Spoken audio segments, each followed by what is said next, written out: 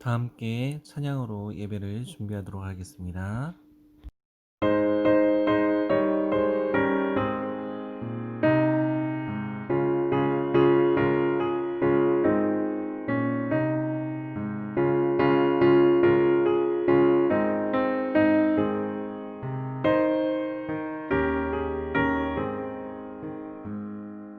온유한 주님의 음성 내 귀에 속삭이네.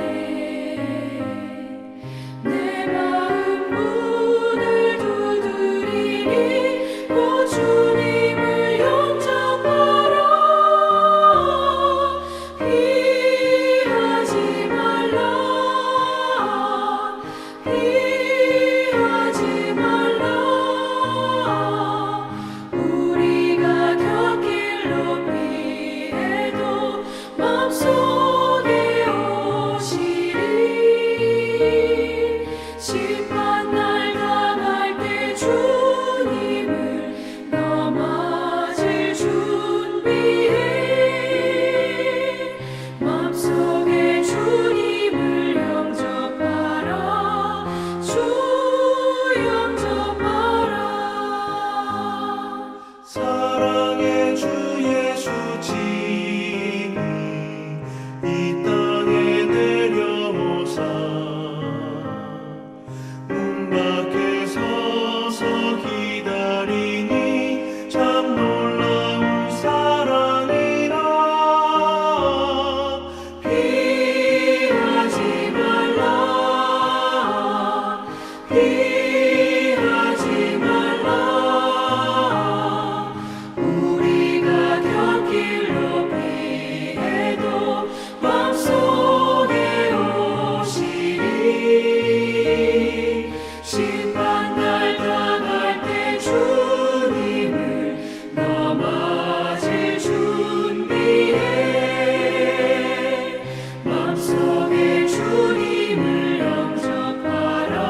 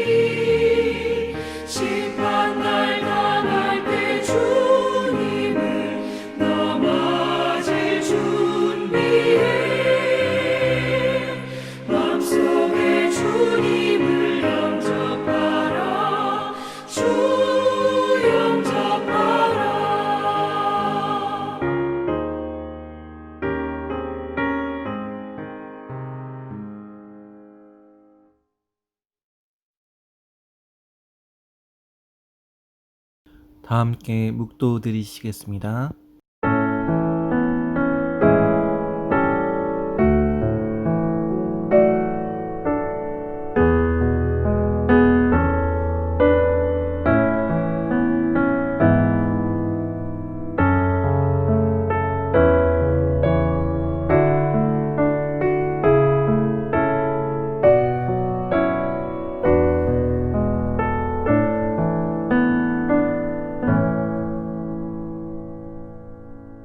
사도신경.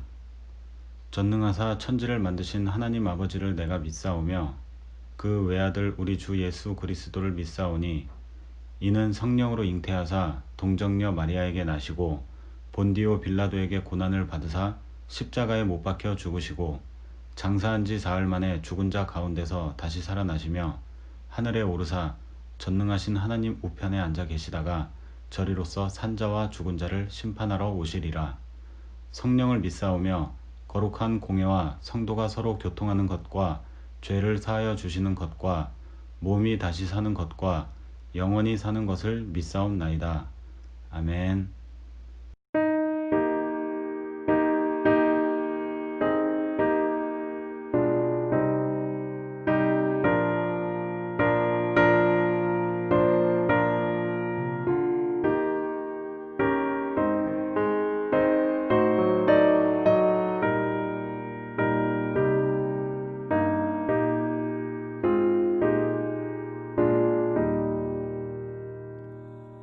나 주의 도움 받고자 주 예수님께 빕니다.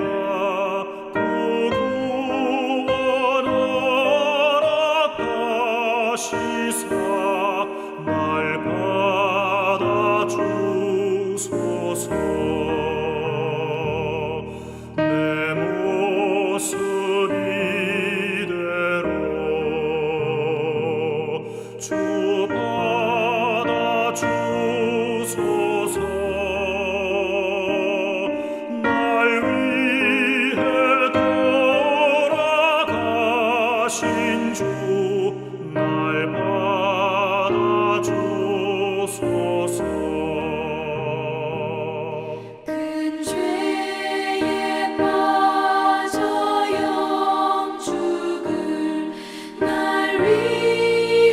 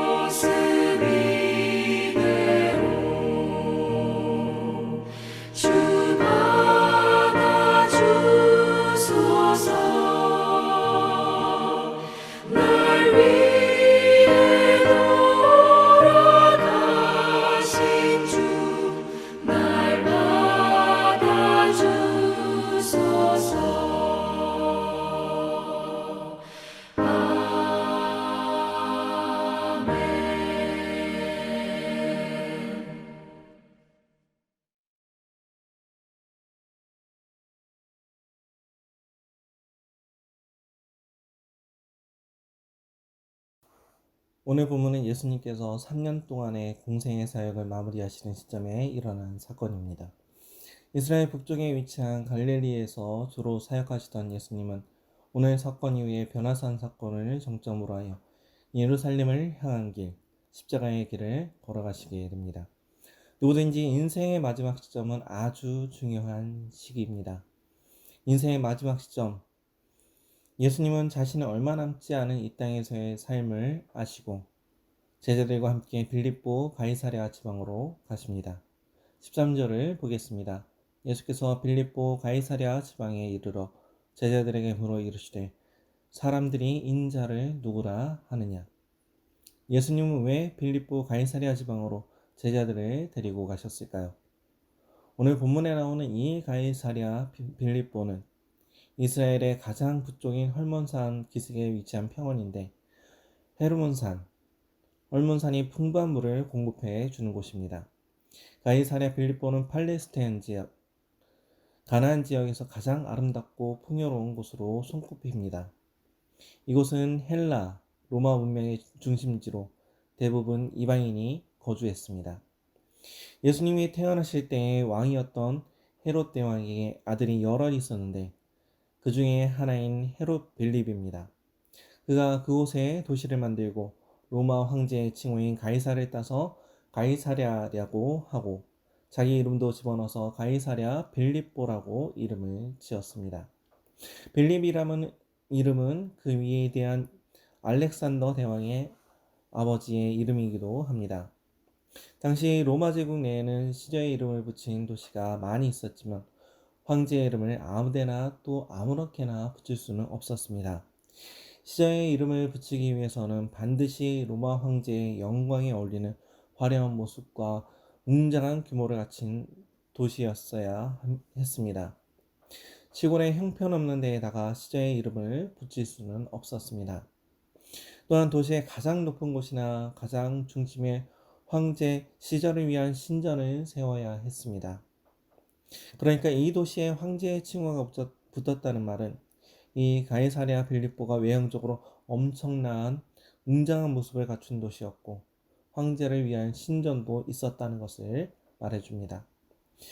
그런데 바로 그런 황제 시저의 도시에 예수님과 제자들이 온 것입니다. 이 장면을 상상해 보십시오. 예수님과 또 갈릴리 촌사람이 대부분인 제자들의 모습은 어떠했겠습니까? 3년을 머리둘 곳도 없이 떠돌아다니는 예수님의 일은 초라했을 것입니다.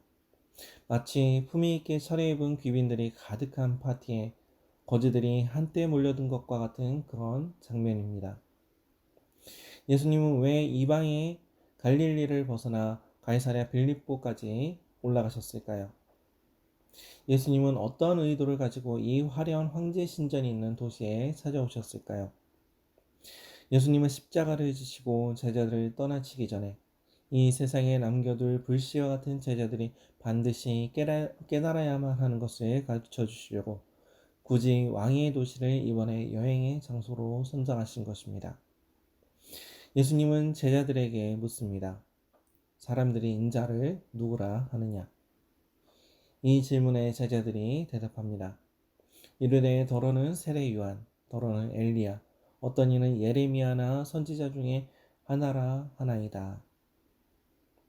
사람들은 예수님을 세례 요한, 엘리야, 예레미야 또는 선지자 중에 하나로 생각하고 있었다는 것입니다. 여기서 사람들이 언급한 이들의 공통점은 하나님의 선지자입니다. 사람들은 예수님을 선지자라고까지 생각했지만 메시아, 자기들의 구원자라고는 생각하지 않았습니다. 사람들은 늘 가난한 자들과 함께 다니고 죄인들과 어울려 지내던 예수가 메시아, 그리스도 구원자라는 것을 상상할 수가 없었습니다. 예수님은 이방의 갈릴리인 나사렛 출신의 평범한 목수였으며 예수님께서 그러는 것에 사람들이 놀란 만큼 예수님은 제대로 된 교육도 받지 못했습니다. 예수님은 문벌도 가문도 모두 보잘것없는 나사렛 출신 과부 마리아의 아들이었습니다. 예수님은 황제의 도시 빌립보 가이사랴에서 너희는 나를 누구라 하느냐고 물으십니다. 당시 로마는 팍스 로마나 로마의 평화라는 기치 아래 정복 전쟁을 펼쳤습니다. 무력으로 다른 나라들을 정복하여 평화를 이룬다는 것이었습니다. 힘으로 눌러서 더 이상 전쟁이 없는 평화를 이룬다 했습니다. 마치 일본이 대동아 공영을 외치며 정복 전쟁을 벌이던 것과 같습니다.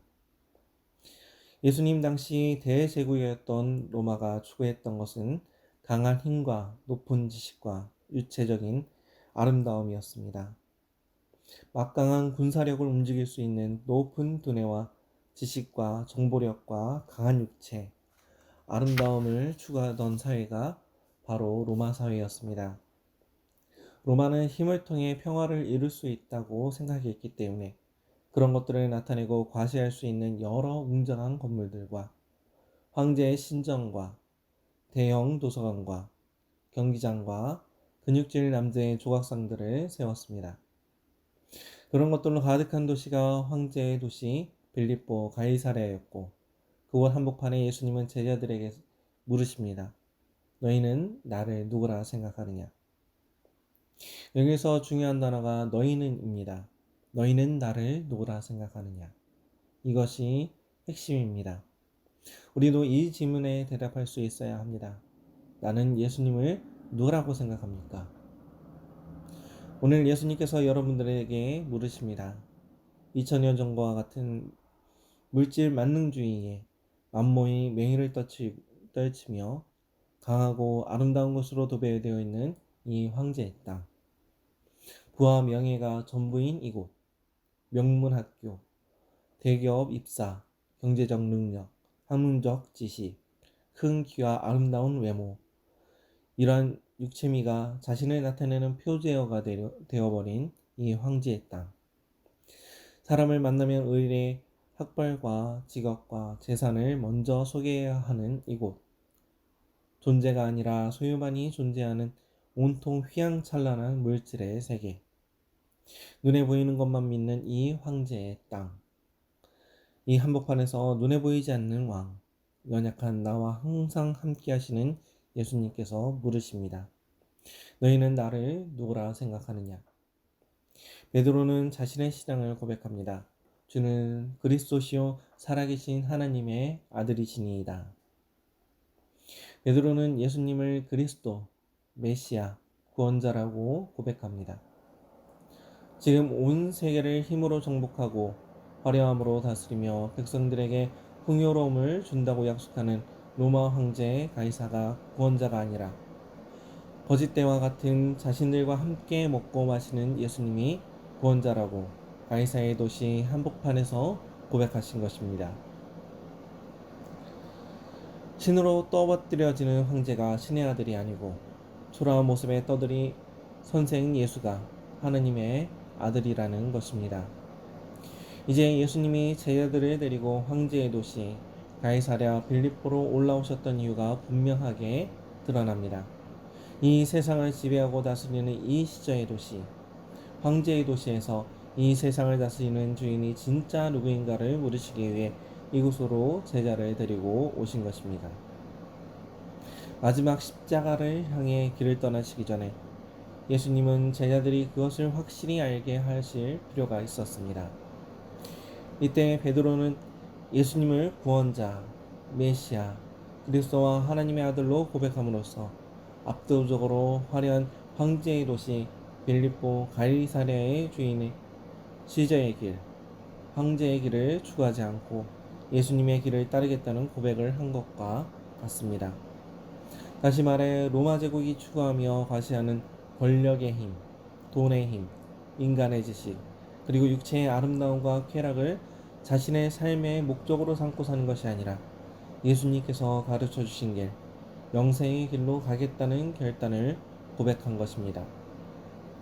비록 베드로와 제자들은 예수님이 메시아이시니까 예루살렘에 가셔서 왕이 되실 것이라고 생각하던 때에 이 고백을 했습니다.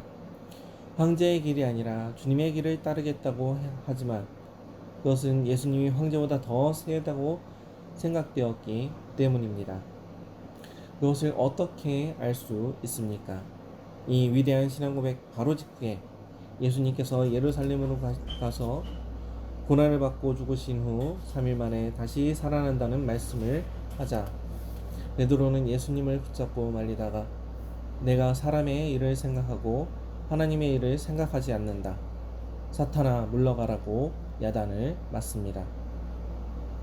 예수님께서는 생전에 자신이 죽으실 것과 부활하실 것을 3번이나 미리 말씀하셨지만 아직 제자들에게는 감추어진 말씀이었습니다. 제자들은 예수님께서 십자가에서 죽으시고 부활하실 때까지 그 말씀을 깨닫지 못했습니다. 2일 후에 예수님은 십자가에서 죽으시러 예루살렘으로 내려가셨습니다. 그 길에서 제자들은 누가 더 크냐고 다퉜습니다. 내가 더 크니까 내가 황제 되실 예수님 곁에서 더 높은 자리를 차지하겠다는 것입니다. 아직도 제자들이 황제의 길을 완전히 포기한 것이 아니라는 것을 알 수 있습니다. 그러나 결국 부활하신 주님을 만난 후에는 황제의 길이 아닌 주님의 길로 갔습니다. 베드로는 더 이상 예수님을 부인하지 않았습니다. 베드로는 십자가를 거꾸로 지고 순교하면서까지 십자가의 길, 눈에 보이지 않는 천국의 길을 갔습니다. 우리는 지금 무엇을 추구하며 살고 있습니까? 우리가 추구하는 삶은 정말로 주님의 길입니까? 아니면 황제의 길입니까? 좁지만 생명으로 이끄는 길입니까? 아니면 넓지만 우리를 멸망으로 이끄는 길입니까? 왜 모두 황제가 되려 합니까? 우리 모두는 타락한 마음에서 나는 교만함이 있습니다. 나는 너보다 높고 너보다 잘났고 너보다 가치 있는 사람이니 너희들은 나를 인정해야만 한다. 나는 인정받고 칭찬받고 칭송받아야 하며 누구보다 존중받아야 한다. 너희들 모두보다 내가 더 소중하다. 아니 내가 가장 소중하다. 이것이 시저의 길, 황제의 길입니다. 이 황제의 길은 모두 타락한 사람의 본성, 입맛에 딱 맞는 것입니다. 한 살짜리 꼬마를 떠받들면 그 아이가 황제 행세를 할까요? 안 할까요? 합니다.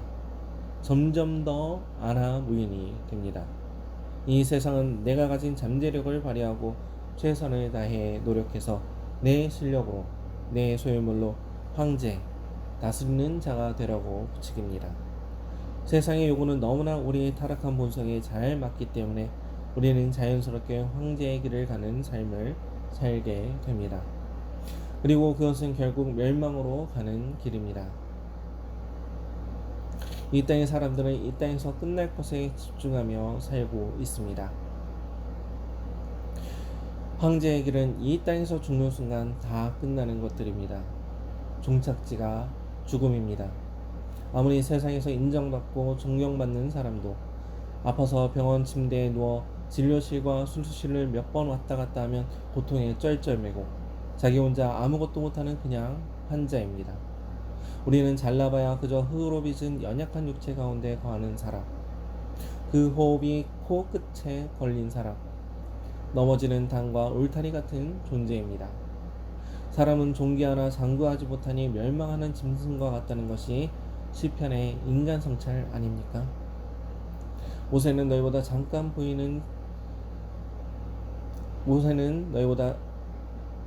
너희는 잠깐 보이다 사라지는 안개요 이슬이다 말했습니다.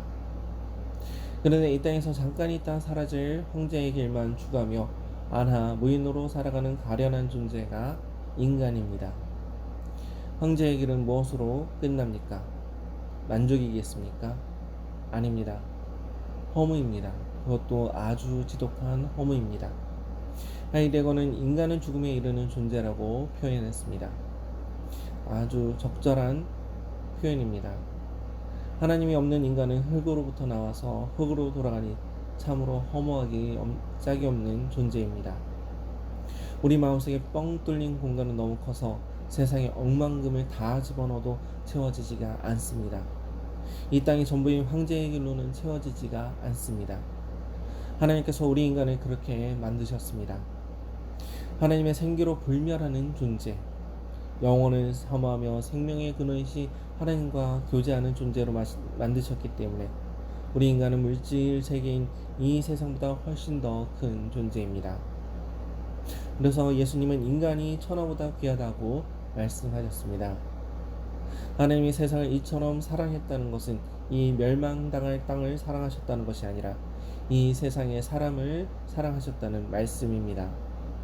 천하보다 귀한 영혼, 사람을 얻으시려고 하나님은 아들을 죽음에 내어주시면서 우리를 구원하셨습니다. 이 땅의 것으로 채울 수 없는 하나님의 형상이요 하나님의 생기를 받은 인간을 구원하시려고 하나님은 친히 구원자, 메시아, 그리스도가 되신 것입니다. 우리가 얼마나 고귀한 존재인지 모릅니다.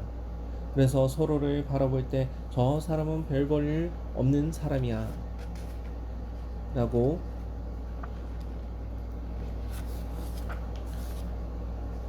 보면 안 됩니다. 그것은 세상의 시각, 황제의 시각입니다. 우리는 사람을 천하보다 고귀한 존재라고 봐야 합니다. 하나님의 시각으로 봐야 합니다. 위아들을 주신 하나님의 시각으로 사람을 보는 것이 정답이고 진리이기 때문입니다. 이 땅 황제의 눈으로 사람을 보면 안 됩니다. 삐딱한 육신의 눈으로 사람을 보면 안 됩니다. 하나님도 그렇게 사람을 보지 않으시기 때문입니다. 사람을 외모로 보는 것은 선악과를 따먹고 스스로 재판장이 된 사람의 타락한 본성일 뿐입니다. 자연스럽다고 다 정답은 아닙니다. 우리의 본성을 거스리는 것, 사람을 외모로 보지 않고 하나님의 시각으로 보는 것이 정답입니다. 성경은 사람을 외모로 보는 것은 죄라고 가르칩니다. 그런데 저도 자연스럽게 이 죄를 범하곤 합니다. 특히 절대적으로 연약한 위치에 있는 자녀를 대할 때 그렇습니다. 제가 아이에게 소리를 지를 때가 있습니다. 아이가 말을 안 듣고 사고를 치고 하면 저도 모르게 목소리가 커지고 소리를 지르게 됩니다. 소리를 지른다는 것은 상대에 대해 나의 불쾌함과 분노의 감정을 여과 없이 쏟아붓는 행위입니다. 상대는 절대의 약자이며 지금 나는 어떤 연유로 상대보다 강하고 정당하다는 것을 행위로 보여주는 것이 소리를 지르는 것입니다. 마치 짐승이 으리렁거리는 것과 같습니다. 분노에 사로잡힌 순간 나는 누구에게 지배왔습니까? 성령이 아닙니다. 분노한 나 자신 혹은 참소하는 자, 사탄의 비방거리가 되어 한바탕 범죄하는 것입니다. 소리를 지르는 것은 성령의 열매와 상관이 없습니다. 오히려 오래 참음과 자비와 양성과 충성과 온유와 절제와 이러한 열매를 맺는 삶을 기뻐하시는 성령님을 근심하게 하는 것입니다. 모세를 보십시오. 오리발 물가에서 불평하던 이스라엘 백성에게 노를 바라고 하나님의 영광을 가린 죄로 가나안에 들어가지 못했습니다. 분노를 마음껏 바라는 것은 하나님의 영광을 가리는 큰 범죄입니다. 저는 요즘 우리 아이와 사모에게 소리 지르지 말아야 되겠다고 다짐합니다. 그 어떤 상황이 와도 성령의 감동이 아니면 소리 지르고 분내지 말아야겠다고 다짐합니다. 저는 성질이 못돼서 참다 욱하는 분노와 화를 낼 때가 있는데 이를 악물고 참아보려고 합니다. 우리 대한민국의 남자들은 유독 더 많이 소리를 지릅니다. 왜 그럴까 생각해 보았습니다. 대한민국 이전의 조선 왕조 시대에는 전 국민의 40%가 노비였습니다. 소위 말하는 상놈도 아니고 돈 주고 사고 파는 노비가 전 국민의 40%였습니다. 기록에 의하면 말 한마리와 여자 노예 7명이 같은 값이었습니다. 상하 질서가 엄격한 양반 중심 사회에서 주인에게 맞아 죽어도 반항하지 못했던 노비가 전 국민의 40%이던 시절을 살아와서 그런지 일제가 노비를 해방시켰지만 집집마다 남자들이 소리 지르고 반항도 못하는 아내와 아이들을 때리던 시절이 있었습니다. 지금은 많이 좋아졌지만 많은 한국의 남성들이 가부장적 집안에서 자라나 욱하는 성질을 참지 못하고 소리 지를 때가 있습니다. 가부장적 질서나 위기 질서가 나쁜 것은 아닙니다. 하지만 자신보다 아래 있는 사람, 약하고 힘없는 사람을 멸시할 수 있는 자격을 얻은 것으로 행동하는 것은 나쁜 것입니다. 제 아들은 지금은 제 아들이지만 나중에 천국에서 함께 만나면 형제입니다. 천국에서 우리 모두는 위아래 없이 한 하나님을 아버지로 모신 형제이며 동등하게 존귀한 자입니다. 예수님께서 우리 모두의 형제가 되십니다. 그 안에 이미 우리가 존재하고 있는 것입니다. 그런데 어떻게 황제 행세를 하겠습니까? 마음속에 황제의 길을 따르던 철없는 제자들 중 세베대의 아들들 야고보와 요한의 어머니가 죽으시려고 예루살렘으로 돌아오신 예수님을 찾아왔습니다. 자신의 아들을 높은 자리, 황제의 자리에 앉혀달라는 청탁을 하기 위해서입니다. 제자들 사이에 다툼이 일어났습니다. 그때 예수님께서 마태복음 20장 25절 이하에 말씀하십니다.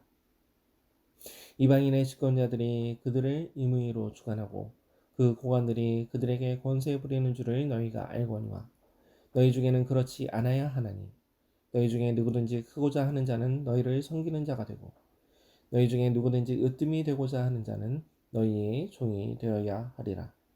인자가 온 것은 섬김을 받으려 함이 아니라 도리어 섬기려 하고 자기의 목숨을 많은 사람의 대속물로 주려 함이니라. 어떠한 삶이 하나님이 인정하는 삶이겠습니까? 바로 예수님이 가신 길을 따라가는 삶입니다. 예수님이야말로 하나님 아버지께서 인정하신 삶을 사셨습니다. 그 길을 한마디로 말하면 하나님의 사랑과 이웃 사랑입니다.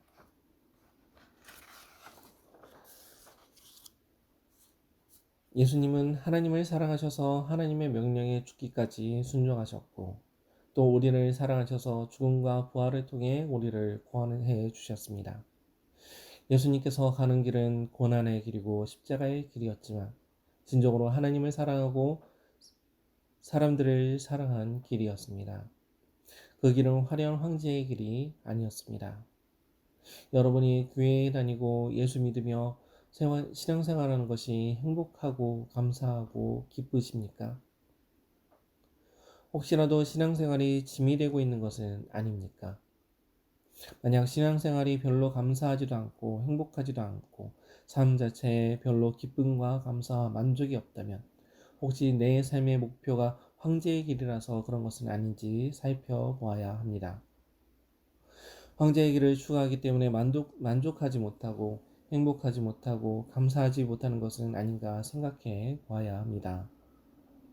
만족과 감사가 사라진 경우 황제의 길을 걷고 있을 가능성이 상당히 높습니다. 오늘 예수님께서 우리에게 질문하십니다. 너는 나를 누구라 하느냐?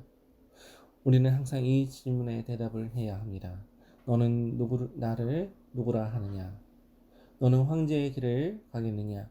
나의 길, 십자가의 길을 가겠느냐? 우리는 주님의 이 질문에 대답을 해야 합니다.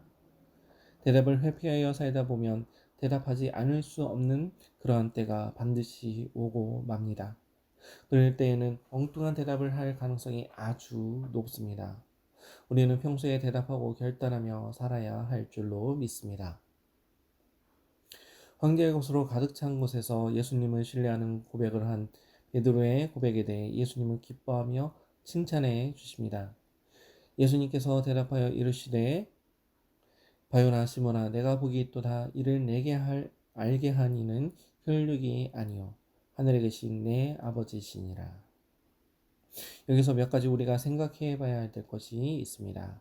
18절을 보십시오. 너는 베드로라 내가 이 반석 위에 내 교회를 세우리니. 이 말씀은 교회는 주님이 세우신다는 것입니다. 여기 이 반석이 무엇을 가르치는가 하는 것으로 교회의 역사상 많은 논쟁이 있어 왔습니다. 전통적으로는 로마 카톨릭에서는 베드로가 헬러 페트로스 즉 반석 또는 돌이란 의미이므로 이 반석은 베드로 사도를 가리킨다라고 해석을 했습니다. 그래서 베드로가 교회의 기초이며 그가 최초의 교황이라고 말을 했습니다. 하지만 종교개혁자들을 비롯한 복음적인 개신교 신학자들은 이 반석, 이 반석이 단순히 인간 베드로를 말하는 것이 아니라 예수님을 향해 그리스도시며 살아계신 하나님의 아들이라 고백한 그 믿음, 그 신앙 고백을 반석으로 삼으시고 그 위에 주님의 교회를 세우겠다는 것으로 해석합니다. 이것이 교회의 본질입니다. 교회는 건물이나 조직이나 제도가 아니라 예수님을 구원자로, 하나님을 아들로, 주인으로 모시는 사람들의 모임인 것입니다. 많은 사람들이 추구하는 황제의 길을 따르지 않고 오직 이 예수 그리스도의 길을 따라가는 사람들이 교회입니다. 내가 내 교회를 세우리니. 이 말씀은 교회의 주인은 예수님이시라는 말씀입니다.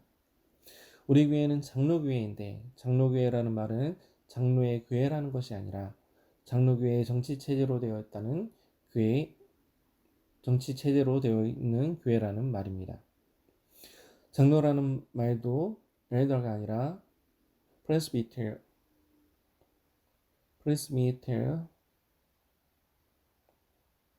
장로라는 말도 그 말 안에는 목사와 장로가 다 포함되어 있는 말입니다. 누구의 교회도 아니고 주님의 교회만 존재합니다. 만약 어떤 교회가 목사의 교회라면, 장로의 교회라면, 어느 개인의 교회라면 그 교회는 교회의 길을 포기하는 것입니다. 그런 교회는 교회가 아닙니다.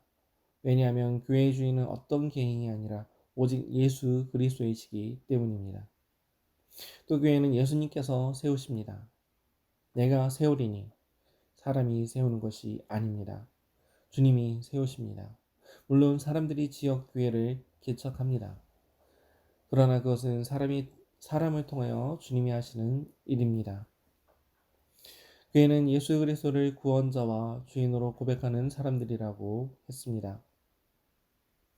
한 사람이 예수님에 대해 그렇게 고백할 수 있다는 것은 자기 힘으로 되지 않습니다. 우리가 하나님이 거하시는 성전, 교회가 되는 일은 예수님께서 베드로에게 말씀하신 것처럼 하늘에 계신 아버지의 이름으로 인해서만 되는 신령한 일입니다. 음부의 권세가 이기지 못하리라. 음부를 지옥으로 바꿔도 틀리지 않습니다. 이것은 교회의 능력을 보여줍니다.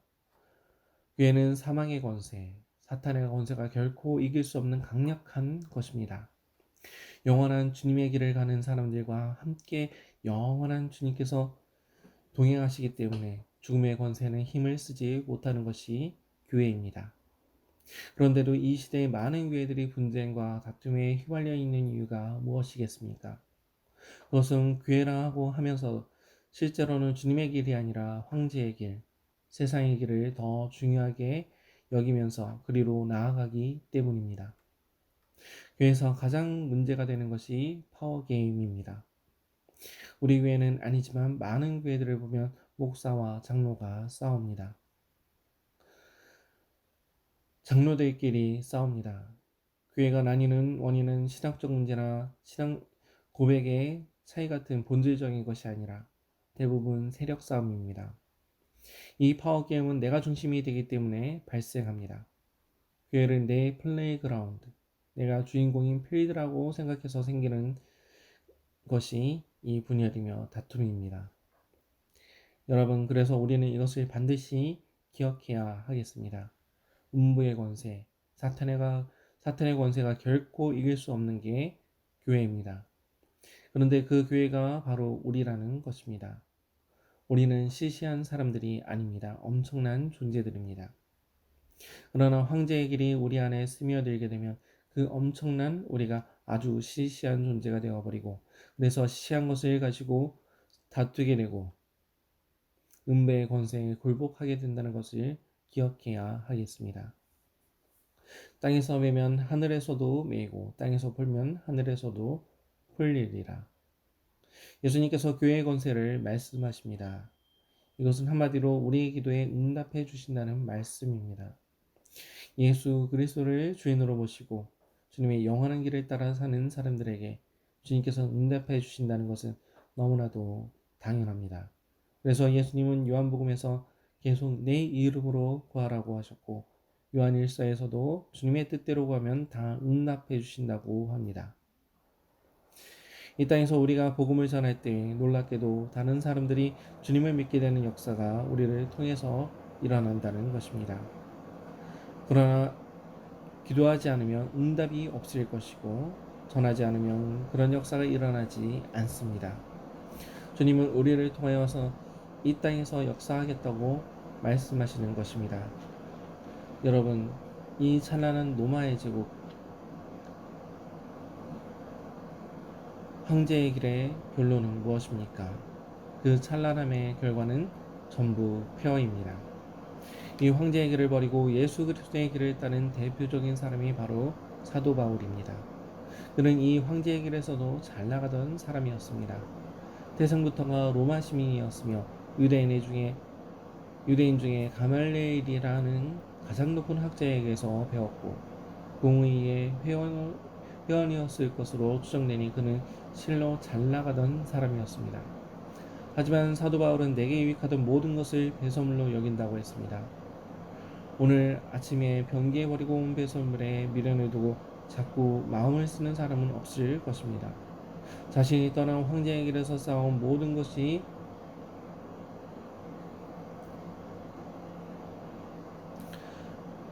황제에게서 쌓아온 모든 것을 변기에 흘려버린 사람이 바로 사도 바울입니다. 우리도 바울처럼 우리에게 유익하던 모든 것을 그리스도를 위하여 배설물처럼 떠내려 버려야 합니다. 천하를 손르기에 넣은 사람이라도 하나님이 없다면 그 사람은 실제로 아무것도 가진 것이 없는 사람입니다. 로마 황제들이 그러했습니다. 반대로 아무것도 가진 것도 없고 보잘것없는 사람이라도 주님을 붙들고 주님과 함께하면 그 사람은 모든 것을 다 가진 사람입니다. 사도 바울은 그것을 너무나 잘 보여주었습니다. 사랑하는 여러분, 우리는 지금 무엇을 얻기 위해 애쓰며 살아가고 있습니까? 십자가의 길, 주님의 길, 예수님의 길, 천국의 길을 가는 우리의 삶에 감사와 기쁨이 있습니까? 황제의 길에는 감사도 기쁨도 없습니다. 끊임없는 갈증과 인정받고 싶은 욕구만 있을 뿐입니다. 예수님께서 우리에게 물으십니다. 너는 나를 누구라 하느냐? 뉴욕 서울전국의 모든 성도님들은 주는 그리스도이시오 살아계신 하나님의 아들이십니다 라고 고백하시기를 축원합니다. 주님께서 말씀하십니다. 내가 이 반석 위에 내 교회를 세우리라. 음부의 권세가 이기지 못하리라. 아멘.